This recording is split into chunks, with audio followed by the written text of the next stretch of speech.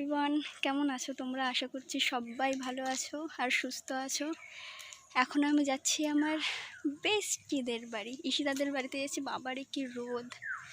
একবার অবশ্য ভেবেছিলাম যে ছাতাটা নিয়েই আসি, আবার ভাবলাম না থাক, কিন্তু বুঝতে পারিনি যে রোদের এত তেজ হবে। আর যতই রোদ হোক না কেন, ওয়েদারটা কিন্তু বেশ সুন্দর ছিল। আর এটা হচ্ছে আমাদের প্রাইমারি স্কুল। ছোট থেকে কিন্তু 4 পর্যন্ত আমি এই স্কুলেই পড়াশোনা করেছি। আর এই রকম ওয়েদার থাকলে কিন্তু মনটা বেশ ভালো লাগে।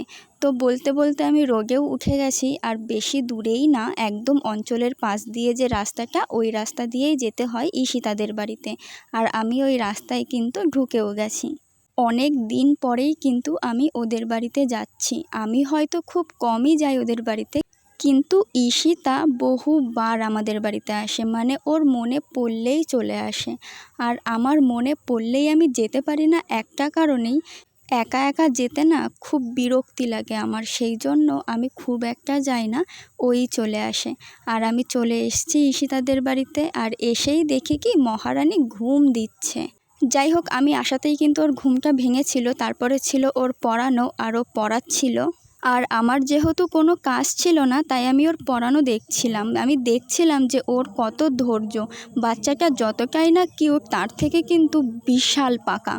কি পাকা পাকা কথা বলে, মানে পড়ে কম, লেখে কম, পাকা পাকা কথা ওর বেশি। তাই আমাকে ঈশিতা বলছিল যে দেখ ভাই, তুই আজকে দেখে নে যে পড়াতে বসলে আমার কি না করতে হয়। তারপর আমি বললাম যে শুধু বাচ্চাটাকেই কেন ক্যামেরাবন্দি করব, তোকেও একটু ক্যামেরাবন্দি করি, যে তুই কত ধৈর্য ধরে ওকে পড়াচ্ছিস। তাই ও মুখে হাত দিয়ে বলছিল, না না, আমায় অন্তত তুলিস না। দেখো, ওর এইরকম কিন্তু আরও স্টুডেন্ট আছে। তো আমি ভাবি যে ওর ধৈর্য কত, যে এরকম বাচ্চা ও পড়ায়। এর থেকে আরও একটা ছোট আছে, তাকে যে ও কী করে হ্যান্ডেল করে সেটা শুধুমাত্র ওই জানে। তারপর কিন্তু ওর পড়ানো হয়ে গেল। তারপরে আমরা অনেকক্ষণ বসে আড্ডা মেরেছি, অনেক গল্প করেছি, অনেক ফোন ঘাটাঘাটি করেছি। তারপরে দেখতে দেখতে সন্ধ্যা হয়ে গেছে। এবার কিন্তু আমাকে বাড়িতে যেতে হবে। আর ম্যাডাম আমাকে একা ছাড়বে না, সে আমাকে বাড়ি পর্যন্তই দিয়ে আসবে।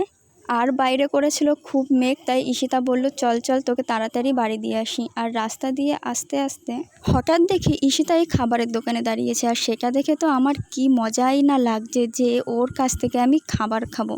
না না, ও কিপটে না। কিন্তু ফ্রিতে খেতে কার না ভালো লাগে বলো? সেই জন্যই আমার এত মজা লাগছিল যে ফ্রিতে আমি খাবার খাবো। আর সেই খাবারটা যদি নিজের পছন্দ মতন হয় তাহলে তো কোনো কথাই নেই। তারপর কিন্তু খাবার কিনে আমি বাড়িতে চলে এসেছি। আর বৃষ্টি নেমে গেছিলো, যার জন্য কিন্তু পুরো ভিজে গেছি। হঠাৎ করে যে বৃষ্টি নামবে এটা তো বুঝতেই পারিনি। ছাতা অবশ্য ছিল, কিন্তু ছাতা খুলতে খুলতেই বৃষ্টি নেমে গেছে।